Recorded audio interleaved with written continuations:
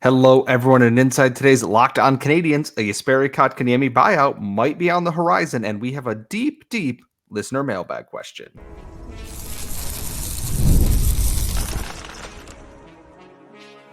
You're Locked On Canadiens, your daily podcast on the Montreal Canadiens, part of the Locked On Podcast Network, your team every day. Hello, everyone, and welcome to episode 1073 of Locked On Canadiens, your daily Montreal Canadiens podcast, part of the Locked On Podcast Network, where you get your team every single day of the week. And today's episode is brought to you by FanDuel. Make every moment more. Right now, new customers get $150 in bonus bets with any winning $5 bet. That's $150 with any $5 winning bet. Visit FanDuel.com/LockedOn to get started. I am one of your hosts. I am Scott Matlin. As always, I am joined by the active stick, Laura Saba. And Laura, we're going to dedicate the entire show to this deep mailbag question we got. But with the Rangers and Carolina series coming to an end, obviously speculation and news and everything runs rampant after that. Martin Necas apparently isn't happy in Carolina. There's a lot of moving pieces there. And the biggest one, and this was a requested segment from our good friend Rally Cap. He tweeted me on, or posted me, blue skied me. But we're just going to keep calling it tweeted. We're just going to call it tweeted on Blue Sky and asked, I want a full segment on your reaction to the rumors that Jesperi Kotkaniemi is going to be bought out in Carolina. And before I launch into that and whether or not anybody actually won this entire offer sheet saga of crap, your thoughts, Laura? Jesperi Kotkaniemi finished with 1 point in 11 playoff games, was playing less than 10 minutes a night on the fourth line by the end of the Carolina Hurricanes playoff run. So I appreciate the listeners suggesting topics. What listeners want, usually they get, unless they're unreasonable. And we love Andy very much. And all right. So my reaction to him not really making a splash this playoffs, not really having much of a presence this playoffs, I think at this point it's up to him, right?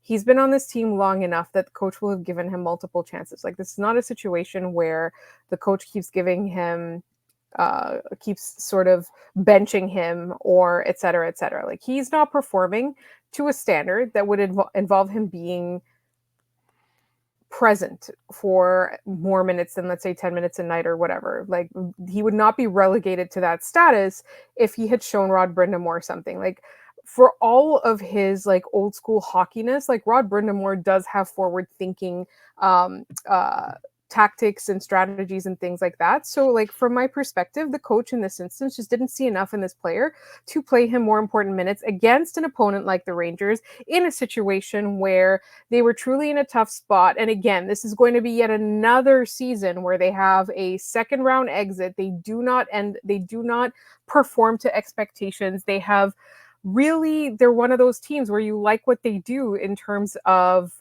their personnel, et cetera, et cetera. And when I say personnel, I don't mean Tony DeAngelo. I mean, they make strategic decisions, right? Like, when they make trades, like outside of the Tony DeAngelo and also the Kotkaniemi moves, like generally when they do something, you think that's smart, right? Like, they're very efficient with their salary cap. They try to get complementary players. Like, Rod Brind'Amour is the kind of guy, like, for example, he held out on signing an extension because he wanted to make sure that his assistants were also going to get paid. Like, a lot of people are like, oh, Carolina's cheap, blah, blah, blah. It's not usually that, right? Like, they have a very personnel focused team, and everybody has to fit in. And it looks like Kotkaniemi is not fitting in. And, you know, at the beginning stages, when you saw me pull something up on my computer, I was looking up cap friendly because I forgot how much he made.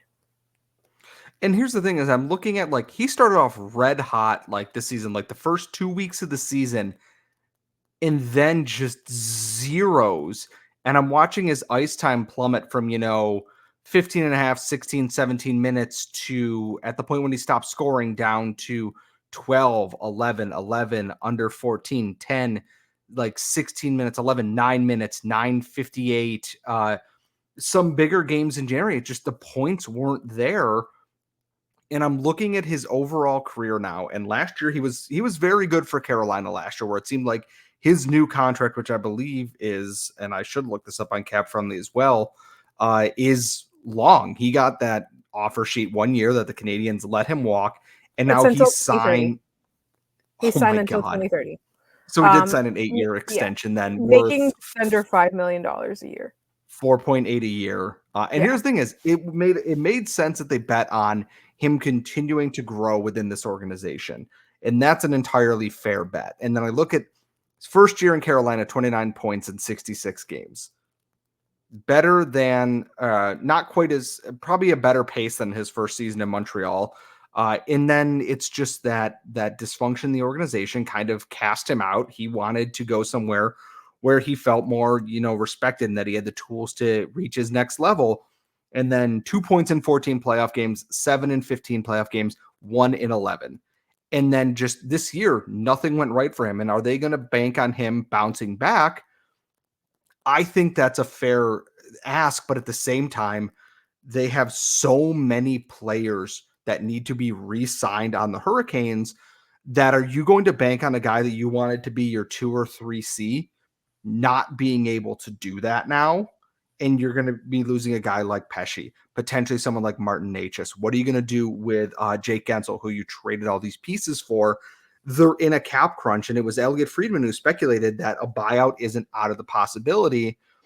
And that leads to 2 questions. If you're Kent Hughes and Jesperi Kotkaniemi gets bought out, would you take him and bring him back into this bring him into the fold of this organization with a new group there, basically, to give him the growth, I guess? I'm trying to find the buyout calculator here, and I am struggling very bad. There it is. While you do that, I would say that, and we are going to dedicate the next 2 segments to this, to the question from Claude S, but there isn't really a seat at the table for Kotkaniemi on this particular team.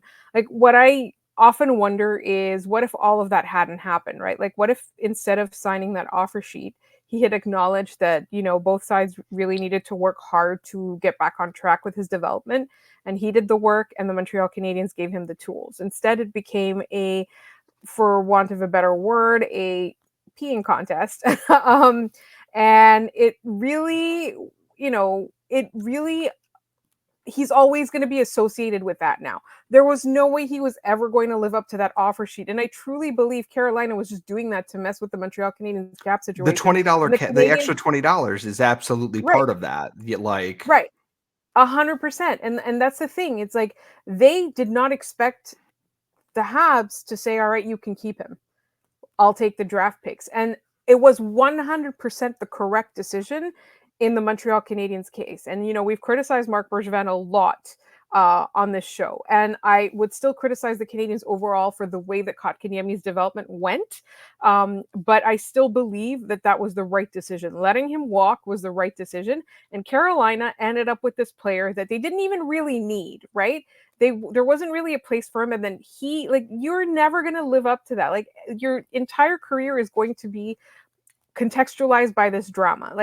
And honestly, and I do believe that the Montreal Canadiens were at fault. And he was also he's a young player, right? At the time that he signed it, he was 20 years old. He is truly what needed to happen was, at the end of that season, instead of having all that drama, they should have sat him down. They should have said, all right, you are an RFA. Here's what we're proposing. You need to acknowledge that your maturity has been a fact, or your lack of maturity has been a factor in the way your development has gone. You're going to grow up, and we're going to provide you with these tools, and everything's going to work out. And that did not happen. That conversation did not happen. And I truly believe that this front office would have treated it differently. That's what Kent Hughes and Jeff Gordon would have done. I'm going to be quite honest. I don't think Marc Bergevin made the right choice with this, because I think he screwed it up before it even got to this point, and this entire thing is his fault. And that goes to Dominique Ducharme. Nobody won in this whole case right now. But it didn't have to get to that point.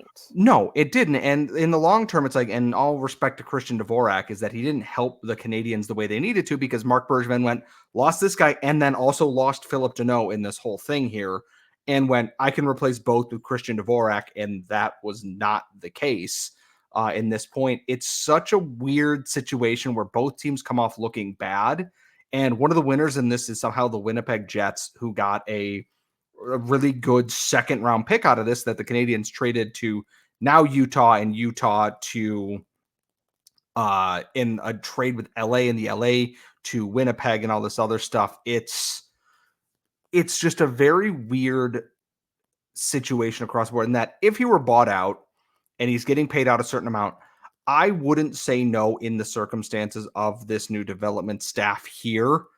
But I also think, like you said, is that it's like, hey, we want to make this work. But I can't imagine that Kotkaniemi, even with a new ownership group, is all that excited to potentially come back at this point.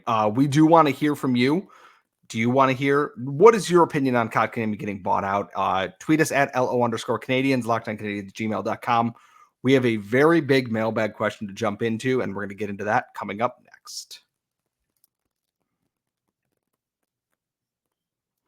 But first, as I said off the top of the show, today's show is brought to you by FanDuel, because it is winner take all time in the NBA and the NHL, and FanDuel is giving you a shot to bring home a big win of your own, because right now, new customers get $150 in bonus bets with any winning $5 bet. That's $150 to bet on spreads, money lines, player props, or more. Is Connor McDavid finally going to make the Stanley Cup final? Are the Minnesota Timberwolves going to continue to make this run to the NBA final, and so much more? All you got to do is visit FanDuel.com/lockedon and make every playoff shot count with FanDuel, America's #1 sportsbook.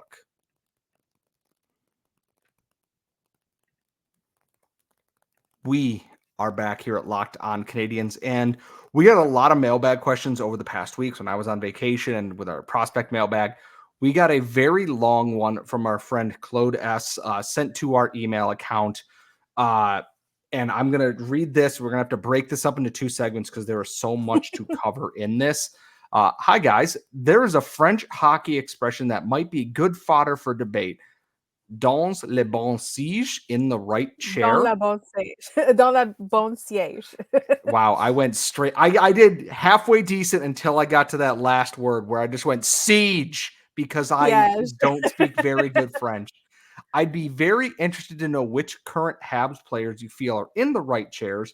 And Claude offers some thought. This came to me when we were discussing Dallas's roster construction for the playoffs and how comfortable they look in all game situations. All of this is barring any injuries. And he says, I've thrown a bunch of stuff against the wall, hoping you'll pluck a couple to discuss, see his Caulfield and Harris takes and stuff here, which we will absolutely do. His first group here is that he says are in the comfy chair. They are where they are. They are set. They are comfortable. They are in the right spot.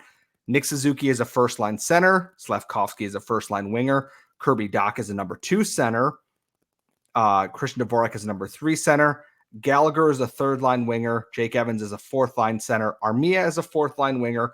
Matheson as a top-pairing defenseman. Jack Guy is a third-pairing defenseman. And Kovacevic as the 7th defenseman.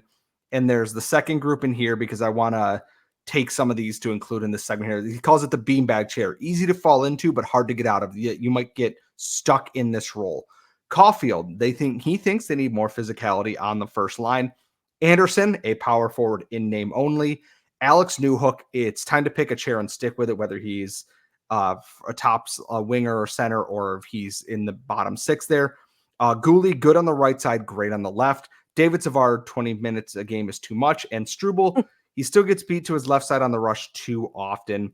We're going to talk about, people who might not have a chair or space in the next segment. But my biggest thought this. Yes? And also empty chairs. So there are chairs that are currently not being completed. They're not being satted, even though there are players on the roster that quote unquote play those roles. All right. Sorry, I interrupted. Go on. No, I actually missed that part of that when I read this the first time. Those empty chairs are a first line winger spot, a second line winger spot, and a top pairing right defenseman. As much as I think I understand why we want to hear about physicality on the first line, I think that Caulfield is still your first line winger for that empty chair. And not because they don't have anyone else. I think Joshua Waugh would be very good in that role. I think Alex Newhook could be good in that role. But I really do think that Caulfield has provided another threat there that balances that line. You have Suzuki, who is your playmaker, your catalyst.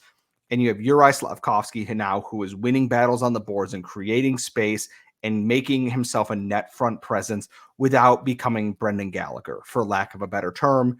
And then you have Caulfield, the shooter of a million tricks.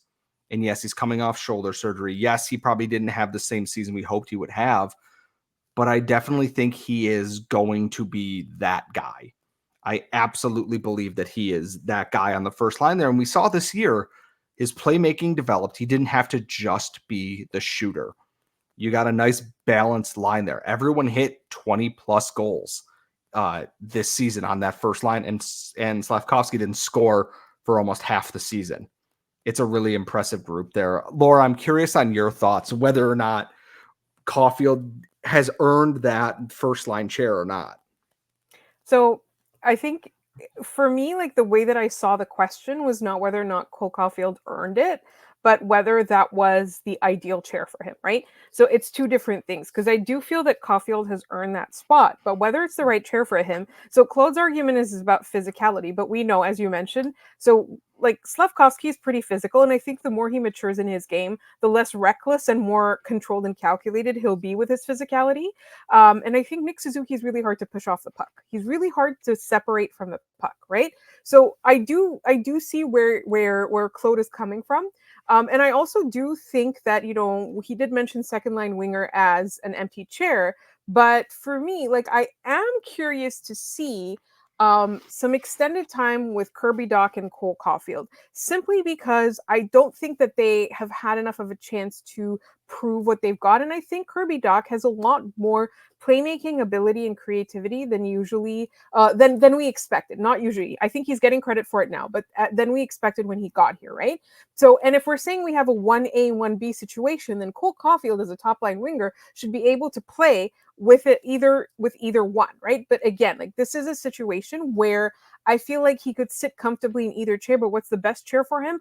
I still think, from what we've seen, he has been the most productive with Suzuki. Like, Suzuki has always brought out the best in Cole Caulfield. Whereas if you see like the chemistry that he has with Slavkovsky or anyone else, that even like Raphael Harvey-Pinard when he had a chance to play with him, Suzuki can bring out the best in almost anybody, right? Cole Caulfield, like, it's not always a two-way street. So like it's not just that, like, you know, Cole Caulfield doesn't necessarily bring out the best in Nick Suzuki, but Nick Suzuki has brought out the best in Cole Caulfield. So I feel like you can kind of move that. But I agree with you in that, like, that is the spot for him. But I'm curious to see how it would play out if they put him on the Kirby Dach line.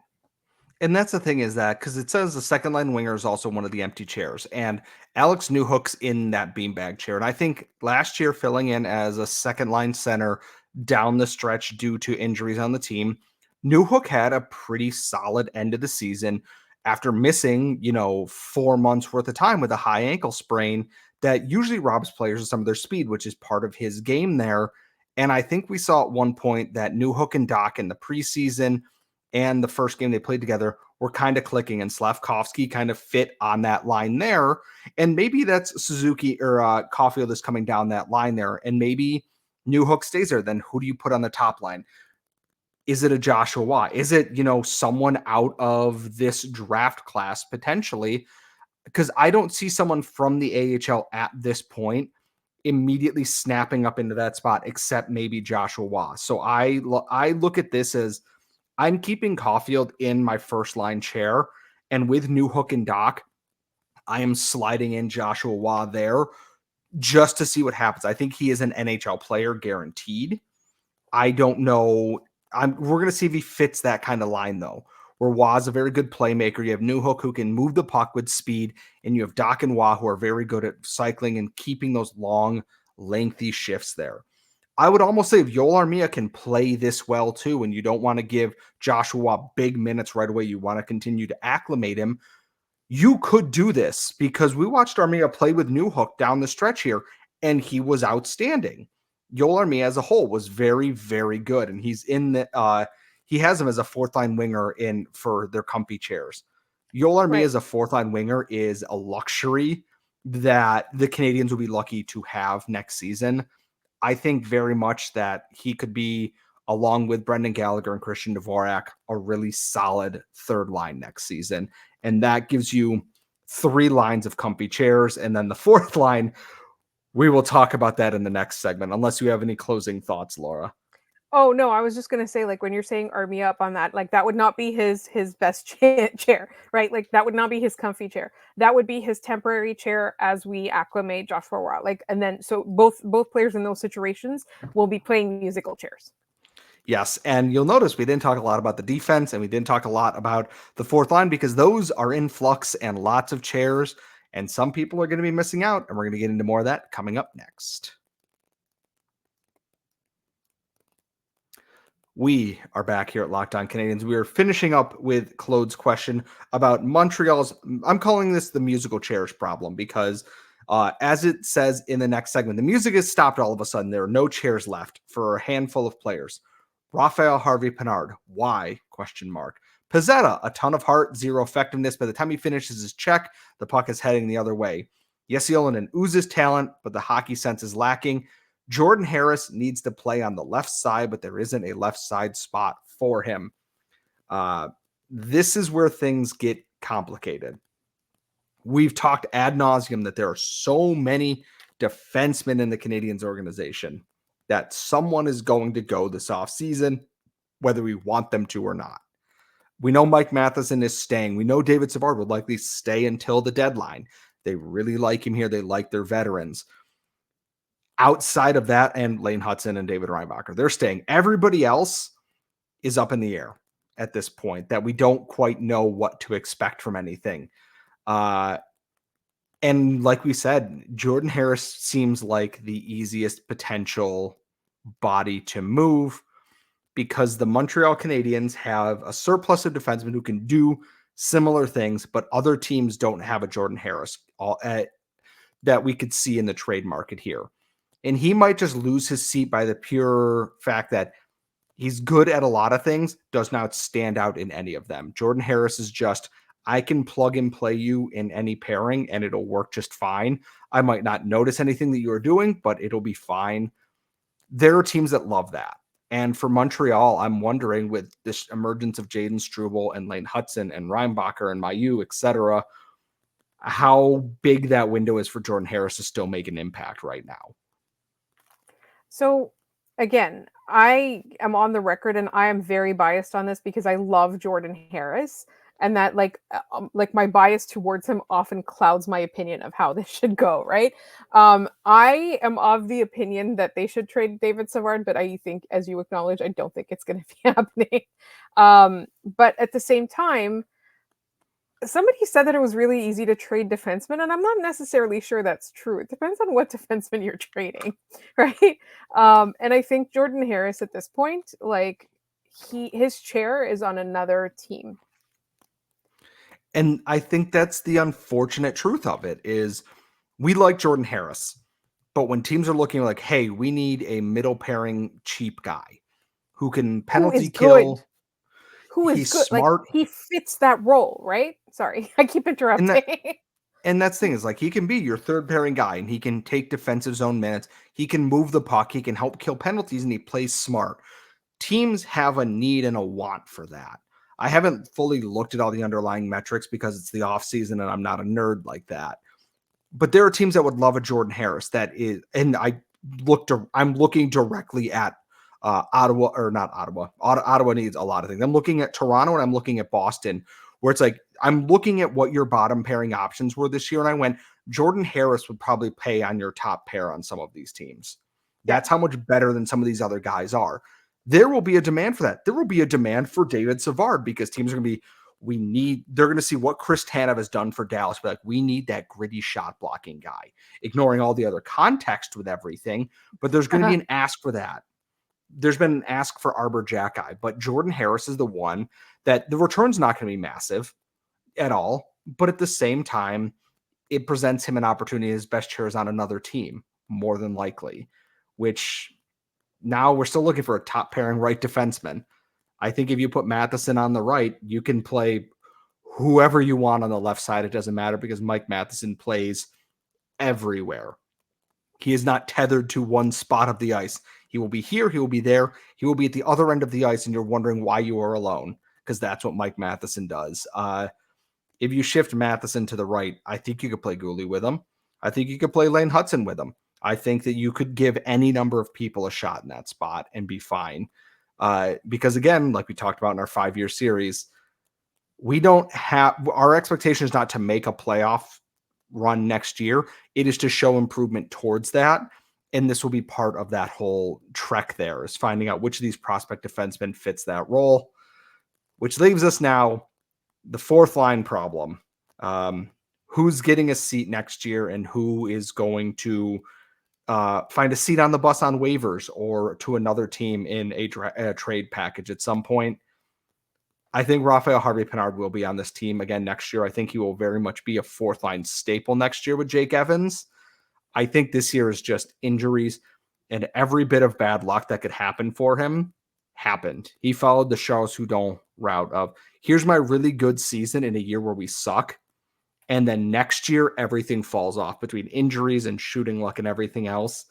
I think that he plays a way that Martin St. Louis really likes, and he will be on that fourth line next year. I'm going to put him into a beanbag chair on the fourth line for next season. I would agree with you. I think for me, the biggest thing is that it's not who's left without a seat. It's the problem is we can't even figure that out because injuries keep derailing everything, right? So we don't even know, like, a lot of the time who's going to be where. But from my perspective, whoever is left without a seat next season, it's not that big a deal because they're still not in their contending window, right? So they can afford to have people mismatched or not, as Claude put it, dans la bonne siège. Like, they can afford that next year. But this upcoming year really needs to be that year where they figure it out. We did our 5-year plan last week. If you missed those episodes, you can go back and check. But this is the year where they all have to figure this out. And that's the thing. And like, I like Michael Pezzetta. I do. He's a heart and soul player, a guy that people like.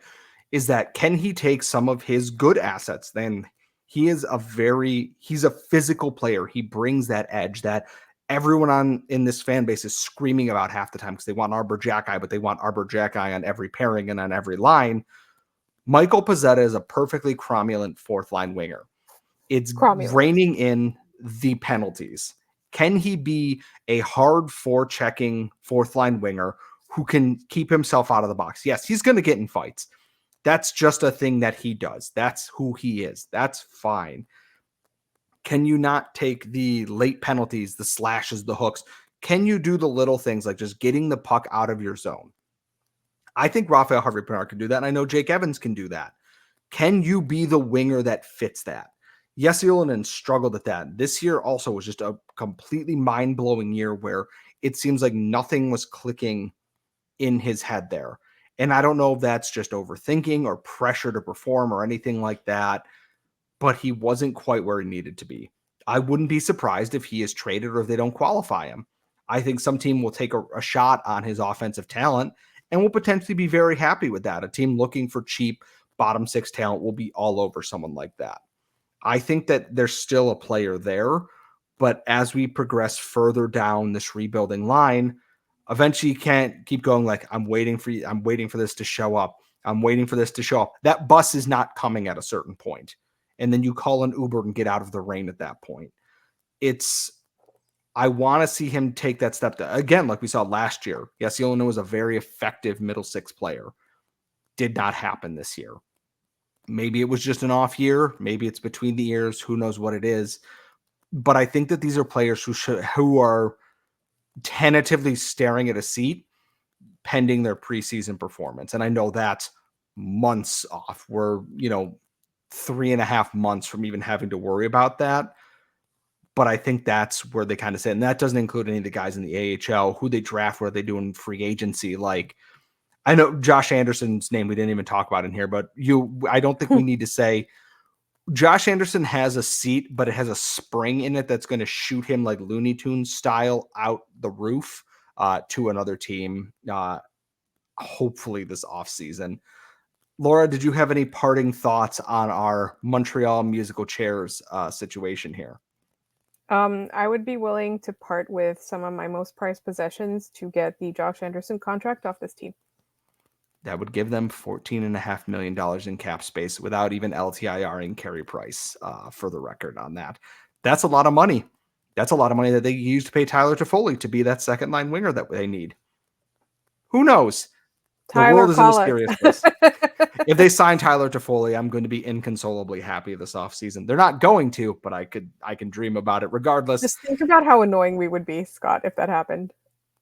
I don't need to think about it. I know how annoying I am. So, as always, thank you, Claude, for your question. If you ever want to tweet us a mailbag question at LO_Canadiens, LockedOnCanadiens@gmail.com. If you've got a lengthy one like we had today, follow Laura at The Active Stick. Follow myself at Scott Matla.